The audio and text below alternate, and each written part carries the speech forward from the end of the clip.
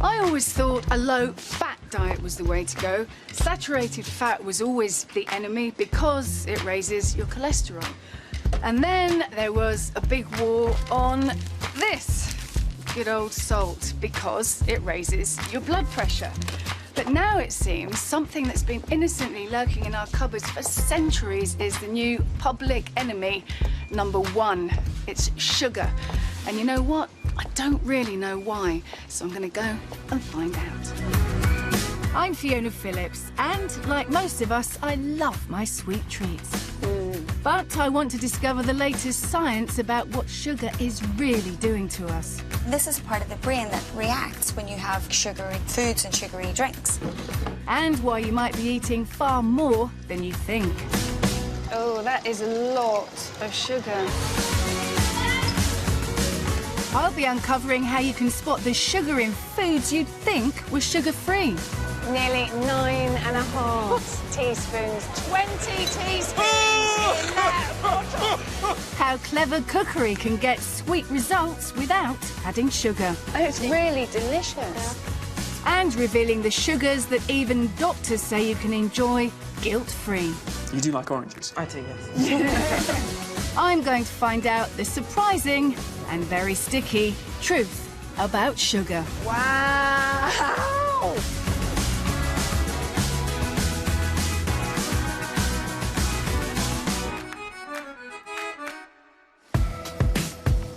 We Brits love our sugar. It's one of life's great pleasures. And we're getting through over 1 million tonnes a year. That's 15 teaspoons each a day. There's no getting away from it. That's more than we should be eating. I'm meeting up with 4 rather brave volunteers in Newcastle.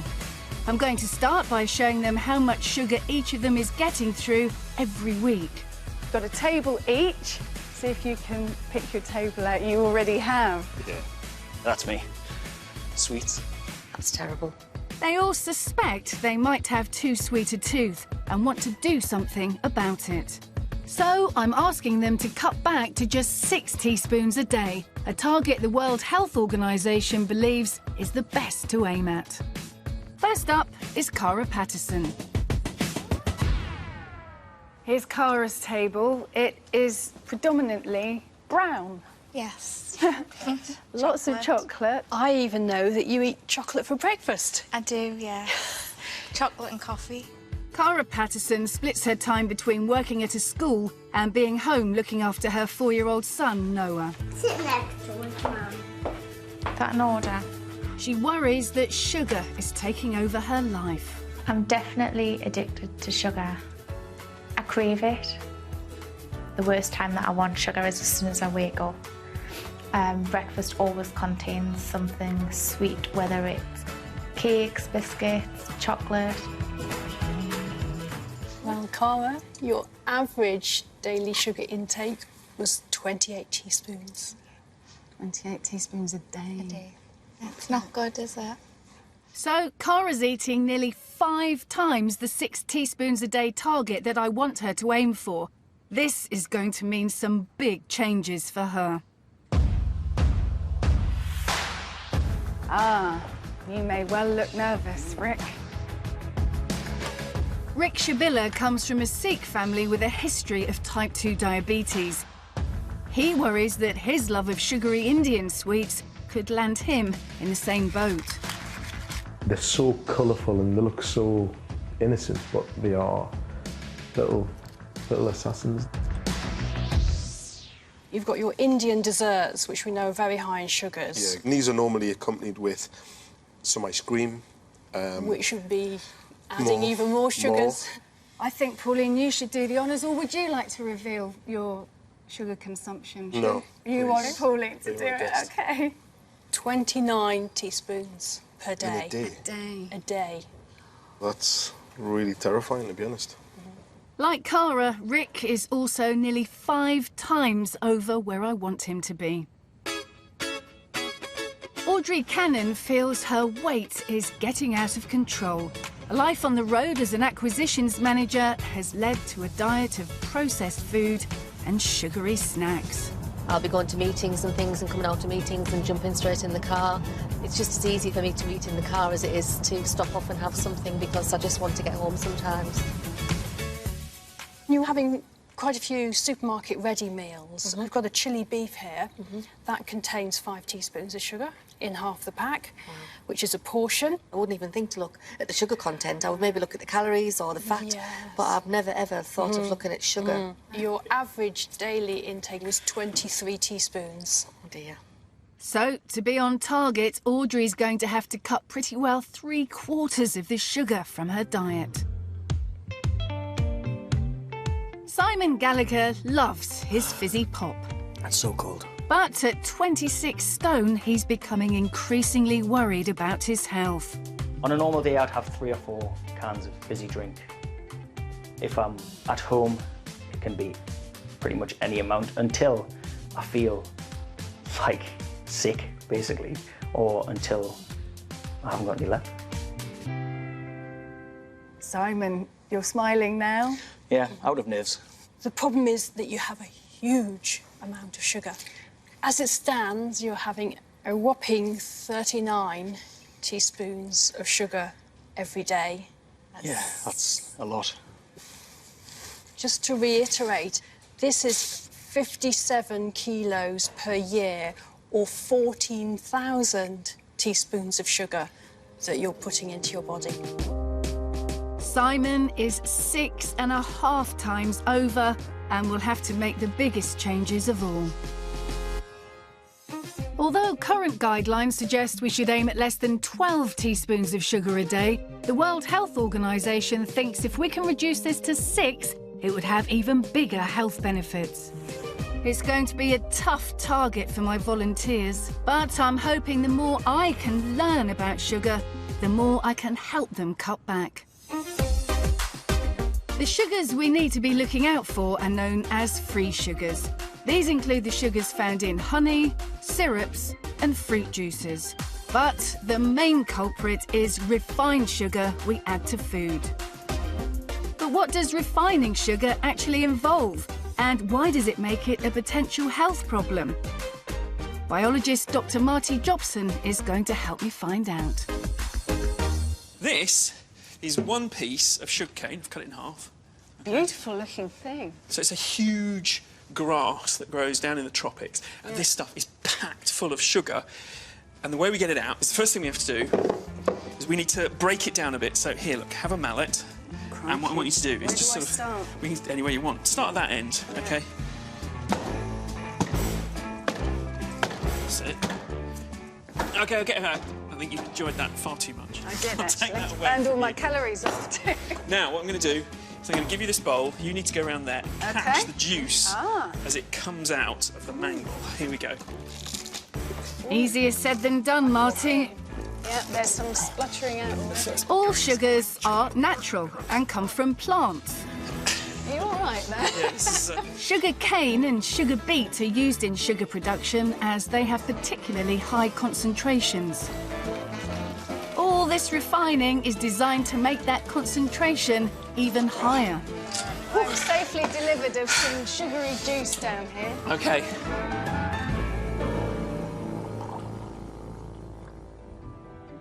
Carbon dioxide is then used to remove impurities like wax, gum and fats, all with the aim of giving us pure, refined sugar. That's it. And now we just have to boil it down. So what we have now is a thick syrup. We leave that to cool and the sugar will start to crystallise out. And what you'll end up with is this, which is what I made earlier, which is Refined sugar. refined sugar. There's a lot of treacle there as well, Yeah. but that is incredibly sweet. However, there's not that much of it, is there, considering it came from all of this bulk here and all the effort it took to get it out? Yes, exactly. What we're going to throw away all of this roughage and fibre. So what you're left with here is essentially pure calories. So the refined sugar that we use at home has basically had all the fibre and roughage stripped away to become pure energy. And Marty wants to show me just how much energy there is in the 4 grams of sugar that make up a level teaspoon. I've taken a teaspoon, a level teaspoon, mind you, of icing sugar and put 1 in each of these tubes. We've got 2 teaspoons of sugar. You take those, put them on first. And what we're going to do is blow down these tubes. Blow, mind you. Count of 3. 3, 2, 1. Wow! So all that energy in 1 level teaspoon of sugar. Exactly. That's the energy you get if you eat it as well. It's the same amount of energy. The flames may look impressive, but this energy is the real danger of sugar. If you don't burn it off, it can make you fat very quickly. But I had no idea just how quickly. Imagine, say, you're drinking 3 cups of tea a day. Okay. You put 2 teaspoons of sugar in every cup, 365 days. Now imagine you're also not burning off that. How much of my lovely fat substitute would you end up in your artificial belly if all of your sugar that you put into your tea was turned into fat and it wasn't burnt off? 6 teaspoons a day for a whole year, and I didn't burn it off. Correct. How many of these? 1 of those, do you reckon? One of those? Let's try 1. OK, let's do 1. Sugar is one of the cheapest forms of calories. It's not just bad for your teeth. If you have too much, your liver will end up turning it into fatty acids that your body will store as fat. It feels really uncomfortable. So this is the 2nd of my bottles. OK. More? I don't want more, but... There is more, I'm afraid. Oh, my goodness. There you go. We're getting there, we're getting there. So what you've got there is 4.5 kilos of fat. That's over half a stone. I know, I can feel it. And all because of your 6 teaspoons of sugar that you were having every day for a whole year that were excess to what you need. Having a sweet tooth like that can lead to weight problems which could be seriously dangerous. If just a few excess calories from sugar can cause issues over time, what have high sugar diets done to my 4 volunteers? At Newcastle University, Professor Mike Tranell is going to find out. One of the problems with sugar is it allows you to take large amounts of calories on very quickly, which can make you obese. Mike uses high-tech equipment to measure the body fat percentage of my 4 volunteers. So at the moment, 51% of your body is fat. Really? Wow. That's a lot. It's half of my body weight. All 4 have levels that are higher than they should be, and it's this body fat that can lead to health problems. Gaining weight can link to heart disease, diabetes and other long-term conditions. And further tests show that my volunteers are already in danger. The background of high sugar, high body fat is going to place more and more stress on your liver, on your muscles, but mainly on the pancreas. And over time, if you don't do something, you'll be having to take insulin through an injection, which is what happens with people when they have type 2 diabetes for a long period of time. And for Simon, excess fat has led to signs of a potentially fatal disease.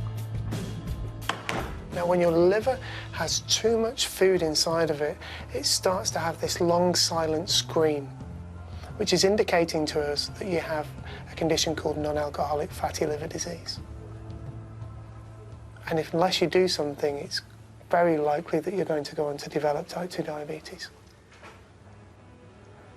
Then I'll do something.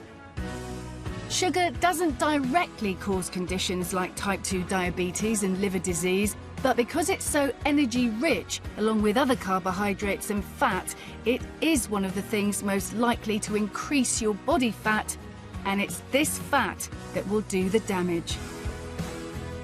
Time for my 4 volunteers to start cutting back. I'd like you to try and get down to 6 teaspoons of sugar a day, which, for some of you, it's going to mean losing 80% of what you're consuming sugar-wise at the moment. It's a tough challenge. Do you think you can do it? Yes. Absolutely. That's very positive. Good. While they're finding out the reality of cutting back, I'm going to be looking at 3 of the main sources of refined sugar in their diets to see what they're up against. Sweet treats. For most of us, these are the biggest challenge. I want to uncover the science behind why we crave them. Savoury foods. Why is the food industry putting sugar in products that we'd assume were completely sugar-free?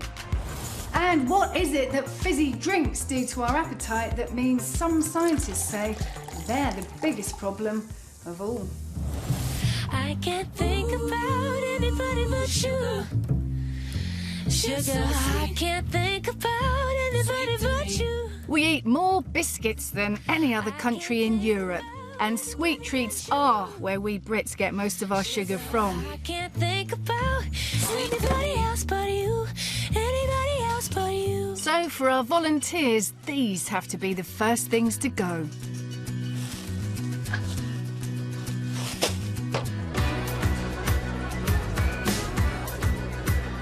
But how tough will that be?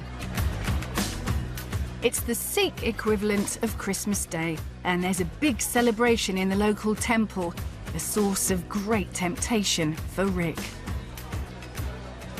This is Guru Nanak Dev Ji's Gurpurab, which is a celebration of the birth of our first Guru. This is our Christmas, if you will. So there's a lot of sugary sweets and treats to celebrate this event. This is torture.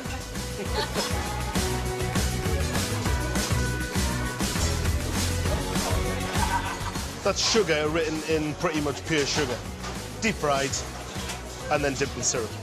It doesn't get any better, but it also doesn't get any more cruel than that.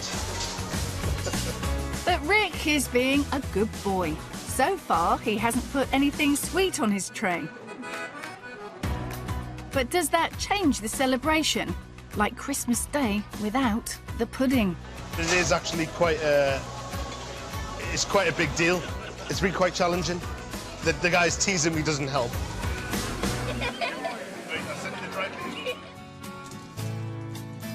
Meanwhile, Cara is really struggling. Her husband, Rob, is refusing to dump the sweet treats. Right, I'm just gonna shove all my stuff over there so that you've got your stuff and I've got the stuff with less sugar in. So they're arranging their cupboards into his and hers. For someone who craves sugar, this is asking for trouble. But Cara is determined to fight temptation. She really wants to kick her sweet habit for the sake of her son, Noah. He's the ultimate motivation because I want to be around for him as he gets older. I don't want to be a burden. I want to be able to do things with him. I don't want sugar to be haunting us in 20 years' time. But there's one thing that's holding Cara back. Cravings that she just can't beat. Did cave in last night, had a bar of Galaxy. No one knows. But why do some of us like Cara get really strong cravings for sugar? I'm taking her to Reading University to find out. Neuroscientists here have been studying what happens to the brain when you eat sugar. And to see what's going on in Cara's head, she's being put into an MRI scanner that monitors brain activity. Cara is given sugar in the form of a sweet drink, and changes in her brain are picked up by the scanner.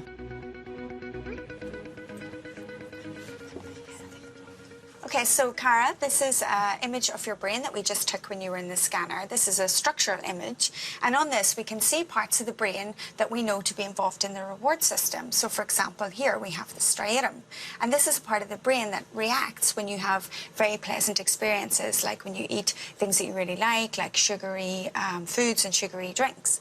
And so if we look at this image over here, this time you can see the actual activity in this part. So that is the reward centre, and that's the brain saying, this is really, really nice. I wouldn't mind some more of that. So Cara can happily keep feeding herself sweet things, and the brain will make her feel better. What do you think, seeing this?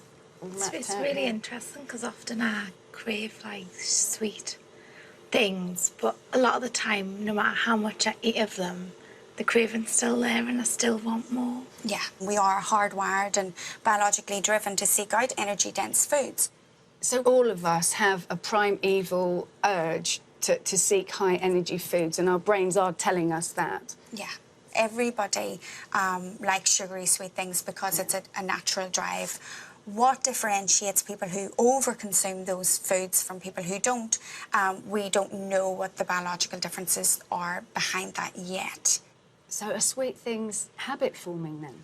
If you have more brain activity underlying this craving or this reward-seeking behaviour, then you're going to repeat it, and that makes sense. So that is like a habit, yeah. So, there you have it. That is why sugar is so hard to give up. We are hardwired to enjoy it, to seek it out. And that was okay in ancient times, I guess, when food shortages meant that high-energy, sugary foods were literally the difference between life and death. But things have changed now, and sweet, cheap, sugary foods are all around us. And that is not good for us, and frankly, our DNA really isn't helping.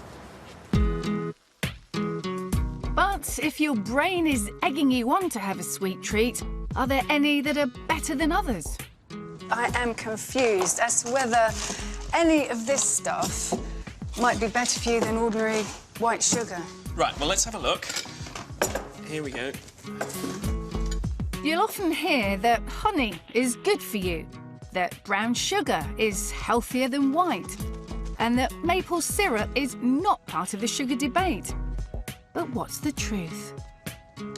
So essentially, all of these are the same. They are all from natural sugars from plants, they've been refined in different ways, so it doesn't make any difference which one you use. It's all just sugar. I did not know that. I thought that if I put a teaspoon of honey in my tea, it would be much better for me than a teaspoon of white sugar. Brown sugar simply has a bit of molasses in it and has roughly the same calories as white refined sugar.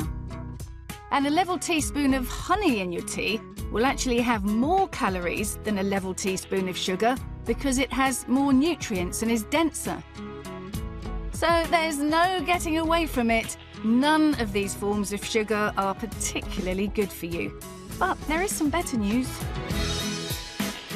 One of the surprising truths about sugar is that if you do want a sweet treat, scientists say that fruit is the answer.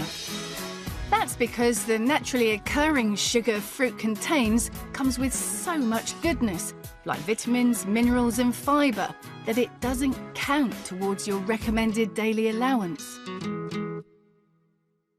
But sugar in supermarkets isn't just limited to sweet treats, it's actually in quite a few savoury products as well, and often with a lot more sugar than you'd think. I've got a bowl of pad thai noodles here. Okay. It's a savoury dish, obviously, so what do you reckon, sugar-wise? But not that much, I think. If you'd like to spoon in, what you think? 2 teaspoons of sugar in that dish. OK, you're a bit under there, because in fact there are... Oh, stop. Nearly 9.5 teaspoons of sugar. That has 9.5. Uh-huh. I'm eating those things. That's probably more than a dessert. It's not just ready meals that can have added sugar. What about one of the healthier, apparently savoury breakfast cereals? So, bran flakes, dry, not very appetising, but how many teaspoons of sugar, if you would expect any at all to be in that? OK.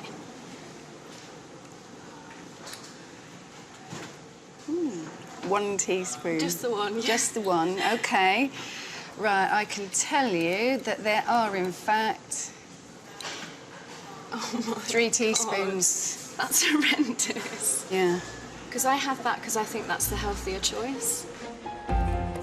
And it doesn't end there. This pack of sweet and sour chicken with rice contains 12.5 teaspoons of sugar. And there's over 6 teaspoons of sugar in this can of baked beans. Ideally, that would be your entire sugar intake for one day. I'm really surprised how much sugar is in some of our supposedly savoury foods. I want to know why manufacturers are adding it. So I'm visiting an international research facility in Surrey where scientists are employed by manufacturers to help them create the perfect products. So what have we got here, Alice? I presume it's soup. It's tomato soup, and we've got 2 different recipes of tomato soup here. One's got no sugar in it, and just a little bit of sugar in the other, so I'd like you to taste them, see what you think. OK, right, so I'll start with this one, I think. I'm not sure about...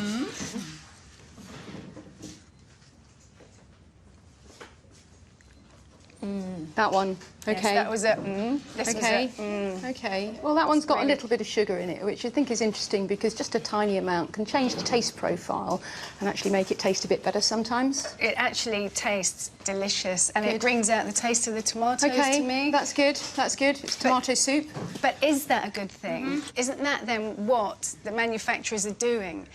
Making people like it with sugar in, and so they eat more, they buy more, but they're also getting bigger as well. Well, they do want to make things that people like at the end of the day. In fairness to the manufacturers, many are already making attempts to reduce the amount of sugar in their products, and it certainly isn't just the case of the more sugar you put in, the more you'll sell.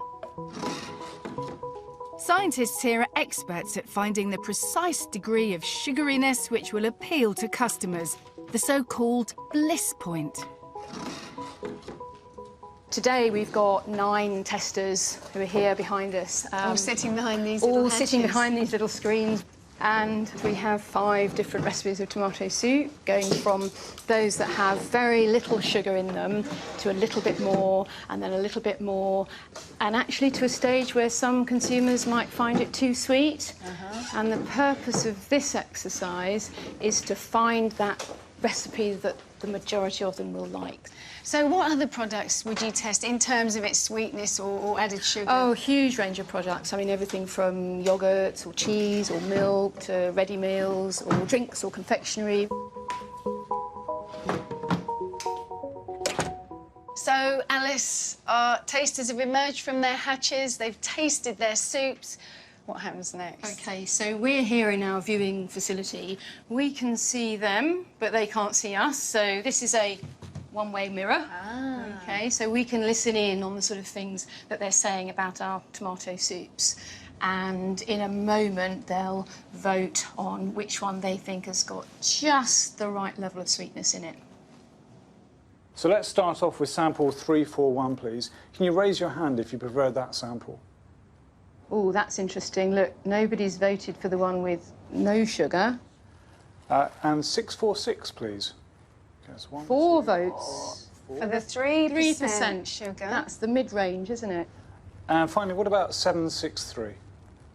OK, so that's 2. And 2 votes for the 6% sugar. So the 3% is the winner.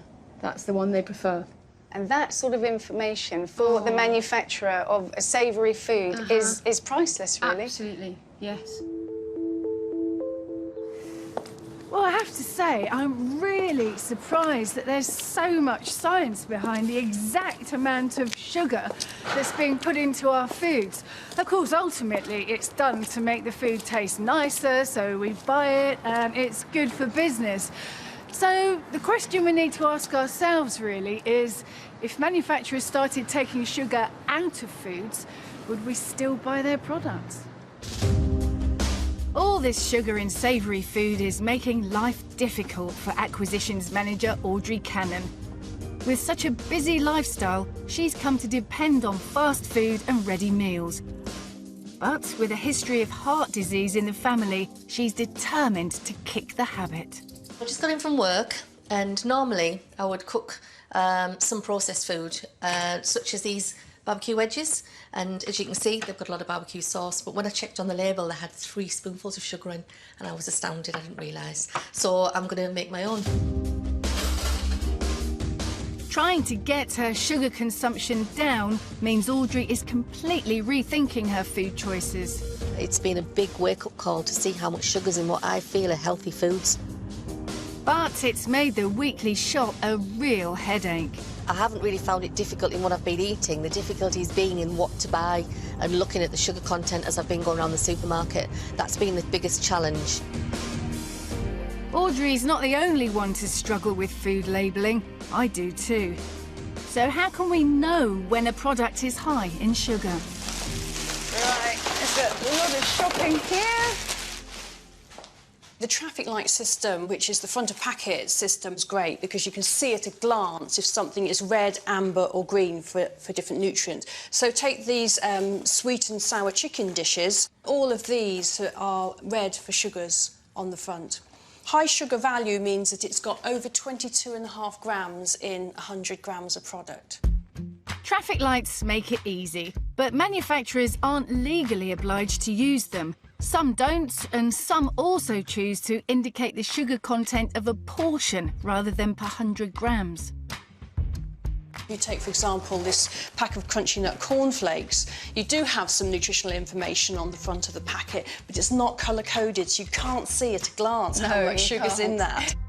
With products like this, consumers have to examine the pack to find the information that some dietitians argue is the most useful.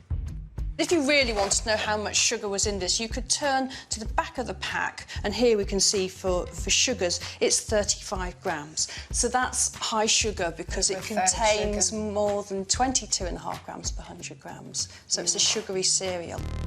This type of supermarket homework is particularly revealing with savoury products that you might have thought were sugar-free. You'll see how much sugar it contains, 22.8 grams per 100 grams. So it's a high sugar product. Something that you'd have on your chips, so which you wouldn't associate with sugar, would you? Something that you think was savoury, yes. With some products labelled per 100 grams and some per portion, and not everyone using the traffic light system, I want to know why food manufacturers aren't making sugar content much easier for us. So I'm off to see the Food and Drink Federation, which represents the industry. Do you think that if all food producers were made to adhere to the traffic light system, it might help? Because that, to me, is clearer than all the other systems that exist. Well, I think that there isn't a single solution for a problem such as obesity that is so complex. But the traffic light system would help, wouldn't it? Because if you see a red next to the sugar content, that would make me put it down. The information that is available on pack, whether it's through the reference intakes values, whether it's through the traffic light system, is clear and is accurate. Do you not think it would be a whole lot clearer if the packets showed how many teaspoons of sugar? Then everyone would understand that. The reason for the amount of sugars to be labelled per 100 grams or per portion in grams is, again, in the Food Information to Consumers regulation, where all nutrients are treated the same. And a gram is a very well-recognised unit. When, if you talk about teaspoons or tablespoons, what do you think, 4, 5, 6 grams?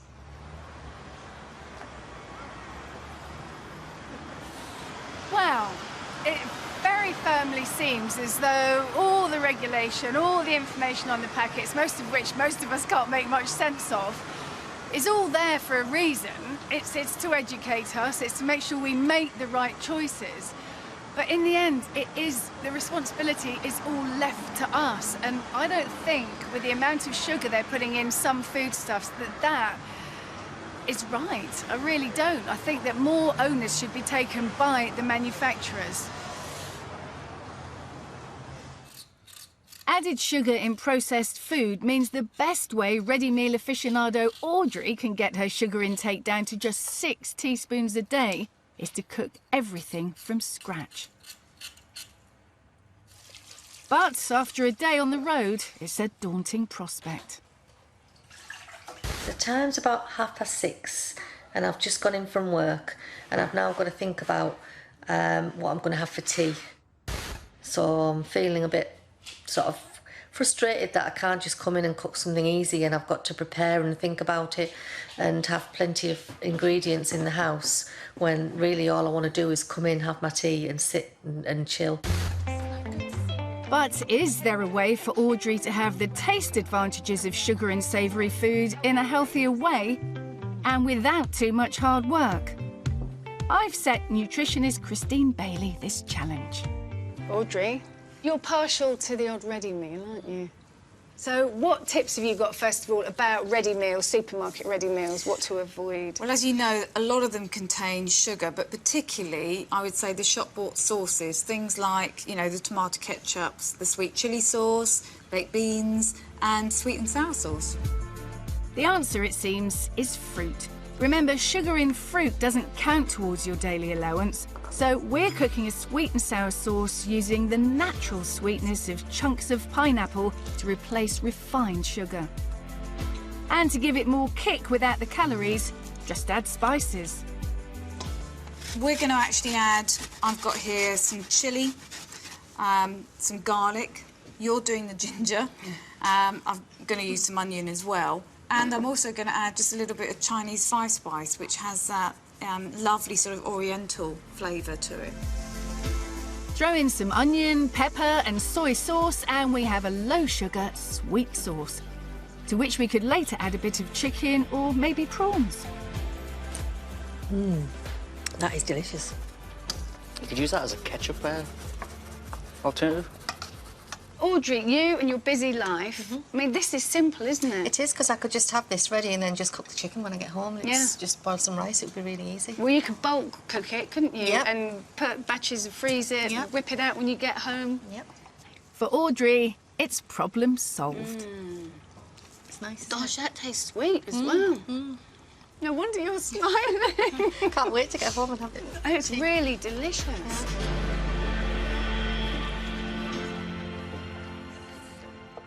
There's another source of sugar, though, that many of us enjoy. It's this, fizzy drinks. Is drinking sugar the same as eating it?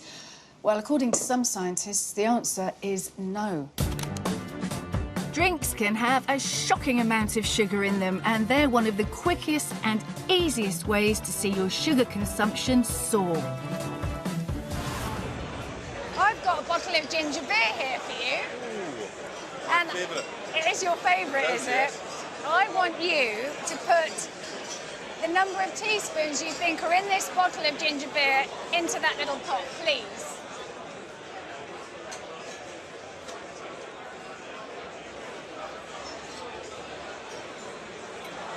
That's 8 teaspoons. 8, yeah. That is a lot. I know, but... But it's nowhere near, actually. You're kidding. I have that every week. It's no laughing matter. Oh, no, you're kidding. You I'm are not kidding me, kidding. 20 teaspoons in that bottle. No, don't pass out on me, please. Fantastic. That's not fantastic. And that's not all. This 1.5 litre bottle of strawberry-flavoured water contains 18 teaspoons of sugar. This 750 millilitre bottle of elderflower sparkling water, 13 teaspoons. And this half-litre bottle of sports drink, 15 teaspoons of sugar. Most orange juice doesn't have any added sugar, but it still counts towards your daily allowance. When you juice a fruit, you're getting most of the sugar without much of the fibre or bulk. So a glass of juice can be packed with far more sugar than you might think. But how aware are we of this? I would like you to ladle into my little bowl there the number of teaspoons of sugar you think might be in this drink. Okay. All right, well, definitely at least one. Okay. I want to say it's healthy because it's juice, but I know that there is sugar in juice. 2 teaspoons of sugar. 4, 4.5, 5? Okay, 2. Well, I can tell you it is No. I'm afraid so. Come on. Oh dear. Oh dear. There's about just over 8 teaspoons in there. Gosh, that's an awful lot. Unbelievable. Would you pick that up now, do you think? No, no chance. But when it comes to sugar, what's the difference between eating oranges and drinking orange juice? Well, it has a lot to do with the amount of sugar you can consume in a very short time. I'm back to meet Marty to find out more. Maggie, in front of you, you have a litre of orange juice, which is made from 12 oranges. And in front of you, Kanika, we have 12 oranges. And what we want you to do is we want you to, well, eat or drink what you've got in front of you as much as you can. It's not a race. We just want you to eat or drink until you feel you've had enough. OK? So, are you ready? Yes. And away you go. Thank you. OK. You do like oranges? I do, yes.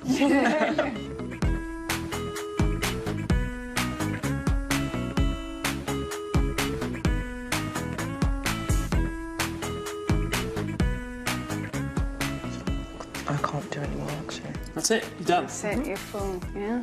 And Maggie's still going. Maggie's still going? So, Maggie, you've drunk, what, 3/4 of a litre Yeah, of orange juice? And Kanika, you've had...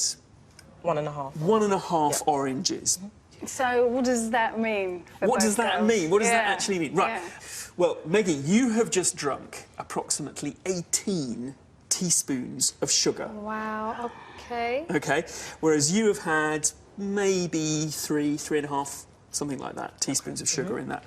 And that's the thing. The reason you've managed to eat less is because the orange is full of fibre as well. It's chock full of fibre. There's got 2 things it does. First of all, it keeps you satisfied. It fills you up much more than the orange juice does. The thing is, you can't eat as much sort of oranges as you can orange juice. I mean, you couldn't eat 9 oranges or 12 oranges, could you? Not in a day. No.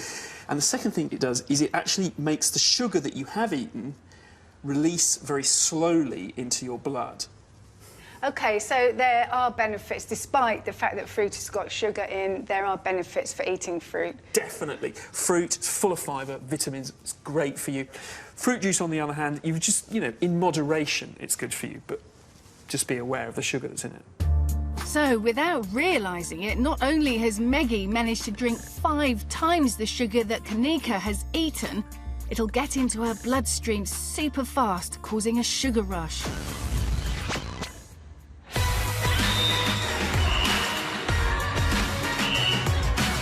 The Copper Box Arena in London's Olympic Park.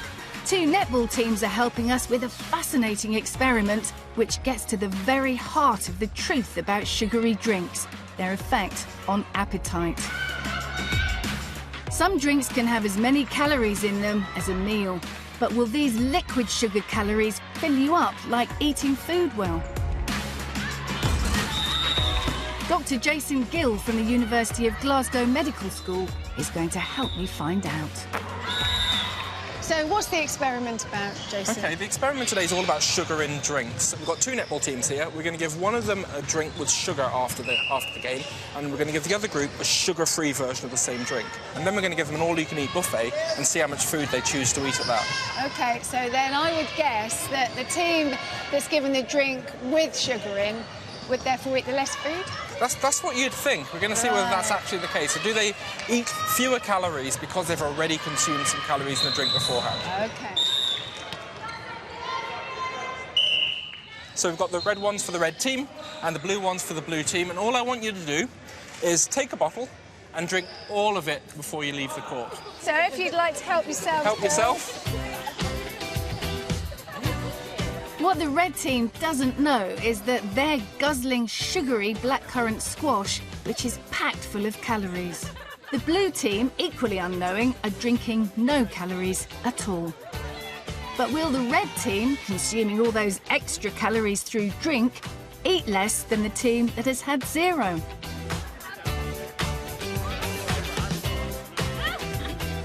When the girls have had their fill, they're asked to leave the room. And while they're out, we carefully weigh everything left on the table to calculate the amount of calories each team has consumed. They're in for a shock. We gave you these 2 drinks beforehand, but you didn't know that this drink had sugar in it, and that was a sugar-free version of the same drink. And then we had you at this buffet, and we weighed out all the food beforehand, we weighed out what you had at the end, and we calculated how many calories you consumed. And this table consumed 1,000 calories in total more than this table.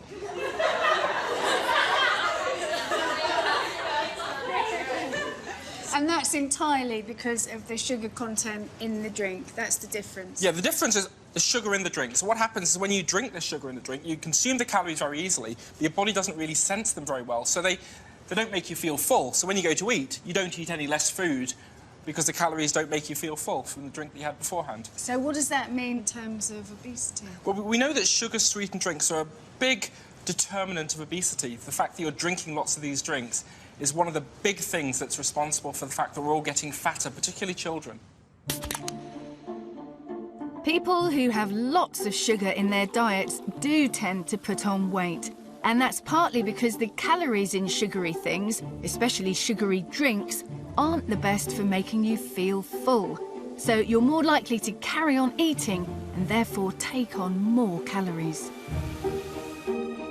Simon used to down up to 7 cans of fizzy drink a day, and the calories in them have been a contributing factor to him developing fatty liver disease.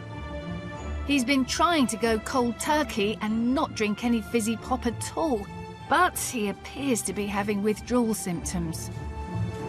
I have been a bit more tired than usual, but I expect that's probably more likely to do with the fact that I'm not wired permanently from sugar, which I was, clearly. I feel a little bit on edge at the minute.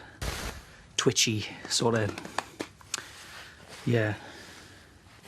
My attention span isn't as good. And Simon isn't alone with his habit. Your average Brit gets through 50 litres of sugary drink in a year. So I'm back at Leatherhead Food Lab to see what that really means and whether there's an alternative. This is what 50 litres of water looks like. And this is the amount of sugar you have to add to make it as sweet as your average soft drink. Nearly 5.5 kilos. Crikey. Oh, my goodness me. All that sugar.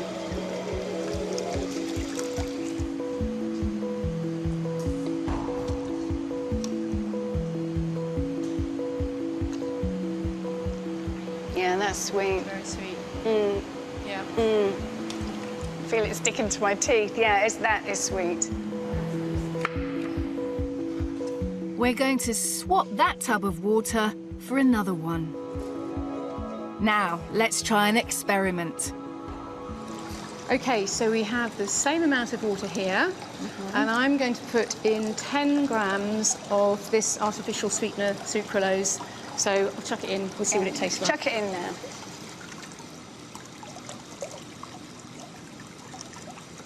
OK. All of it's in. That's mixing up. Right, Alice, it's time for us to taste this strange concoction now. Thank you. That's yours. Right. Gosh, that's definitely as sweet as the sugar one. Yeah. And yet, all that sugar that went into the other one, 5.4 kilos and 10 grams of your artificial sweetener. 10 grams of the sucralose, that's because it's 500 times sweeter than the sugar that we used. But the only thing that would make alarm bells ring with a lot of people is it is an artificial sweetener. Along with artificial sweeteners comes all sorts of stories of links to ill health. Well, it is a sweetener, but all of the sweeteners are rigorously tested and they're very tightly regulated. They are tested and tested and tested, and it takes years to develop a sweetener for use in food, so we have to be very, very sure that they are safe to use in food before we'd be allowed to use them. Artificial sweeteners undergo meticulous testing by scientists, which is then reviewed by the European Food Safety Authority before they can be used in food and drink. And leading scientific groups like Cancer Research UK say there's strong evidence that they are safe for humans. Although the debate rages on, the science seems to indicate that the 20,000 calories consumed by the average Brit in a year from sugary drinks are much more likely to cause you health issues than a tiny amount of replacement sweetener.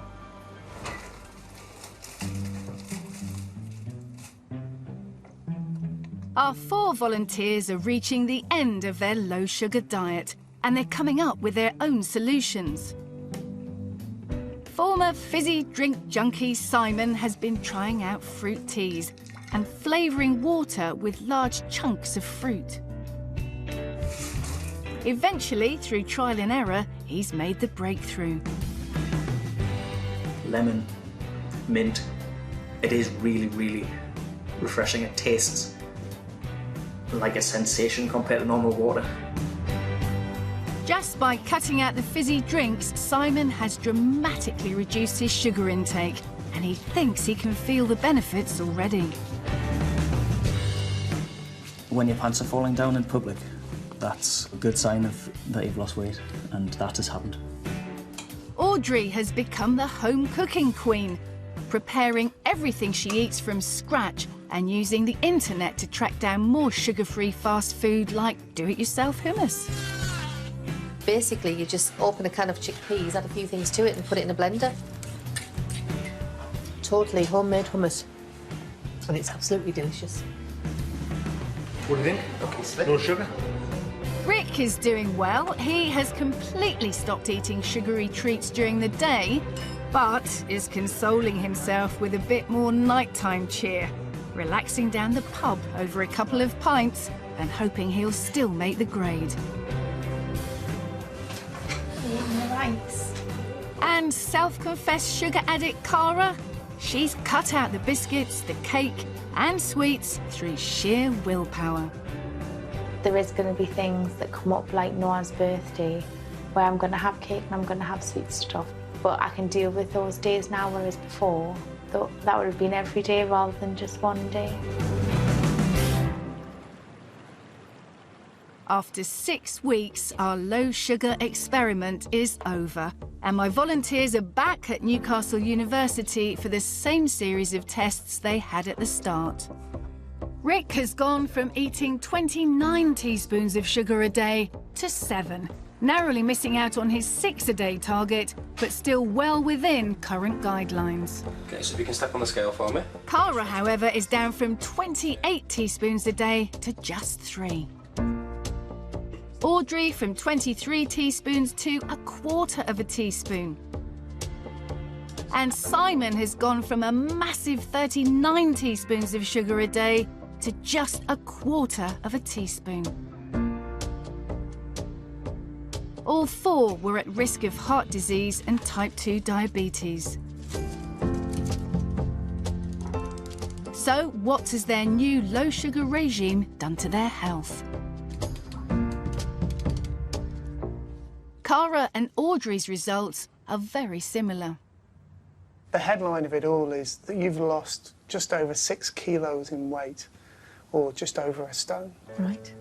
So you've lost about 5 kilos, which is nearly a stone. So well done. Thank you. The changes that you've made to your diet by reducing sugar have substantially reduced your risks of conditions like heart disease and type 2 diabetes, as well as the wonderful things that it's done for your metabolism. When you first came through, we were looking quite a lot at how your body was processing the sugar. Yeah. And I'm pleased to be able to tell you that from the blood sugar results that we've taken, you've improved hugely, which is relieving a lot of the stress on your pancreas. So Cara and Audrey have dramatically improved their health by cutting back on sugar. Rick, however, despite not eating any Indian sweets, hasn't lost any weight at all. Rick, you have substantially reduced the amount of sugar you take in, from 29 spoonfuls down to 7. But at that same time, you've increased your alcohol intake. And so any benefits that you would have had from reducing your sugar are taken away because you're taking in more alcohol. Got it, yeah. The volunteer Mike was most concerned about was Simon. He was showing signs of potentially fatal fatty liver disease. His challenge was the greatest of all. You've managed to lose just over 6 kilos, which is just over a stone. Well done. Good. Now, I'm pleased to tell you that the markers that we had for fatty liver disease have gone down by 40 to 70%. Good. Wow, That was the most... more than good. Yeah, that was the most concerning thing. And I couldn't be prouder of you. Well done. Thanks very much.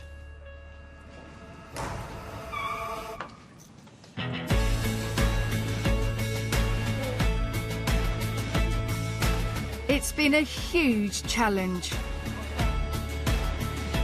But for all 4 of our volunteers, it's just the start of a whole new lifestyle. I'm really proud of myself and I'm definitely going to continue with it. I feel now that I kind of sickened myself of sweet stuff. It seems bizarre, but it's like, is it worth risking my health for a bar of chocolate? Yes, you can socialise, you can be a Sikh, be Indian, be a Geordie and cut out the sugar. You can, you just got to be a little bit more aware and not give in to the peer and social pressures that are there. Just something that I really need to do.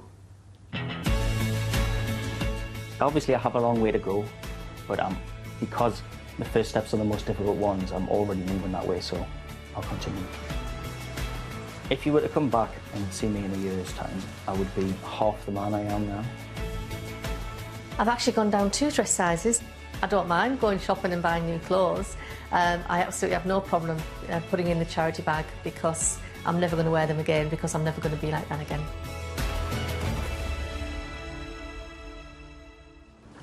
The truth about sugar is that it can pile on the pounds frighteningly quickly, and all that extra weight can lead to a whole host of very serious health problems.